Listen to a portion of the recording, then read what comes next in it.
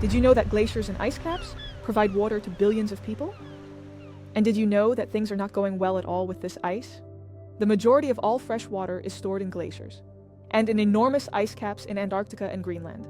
Another portion is stored in permanently frozen ground, also known as permafrost. Together with all the areas on Earth where frozen water is found, this forms the cryosphere. The cryosphere has a cooling effect on Earth, but it is also the main source of the great rivers that originate in the mountains and provide fresh water to billions of people. Due to the warming climate, the cryosphere is shrinking. Glaciers are melting faster and faster. 5 of the last 6 years have shown a record loss of ice.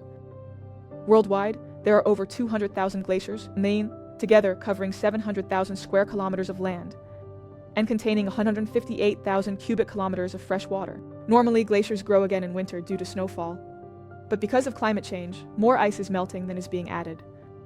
Snow seasons are getting shorter, and more often, rain falls instead of snow. The result? Glaciers are shrinking faster and faster. And that brings major risks with it. The global supply of fresh water is decreasing, which could eventually lead to scarcity. At the same time, melting land ice is the main reason for rising sea levels. In addition, ecosystems are becoming unbalanced, and the pressure on vulnerable natural areas is increasing. In mountainous areas, the thawing of permafrost also creates unstable slopes, which increases the risk of floods and landslides. Stopping this trend is very difficult.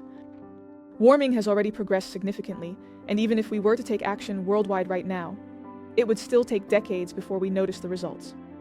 Scientists expect that by 2050, about 1/3 of all glaciers will have disappeared. It is important that we become aware of the value of glaciers.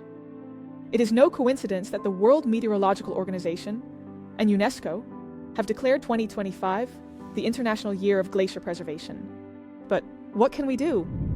We can continue to work on reducing CO2 emissions, prepare ourselves for the consequences of a disappearing cryosphere, and protect what still remains.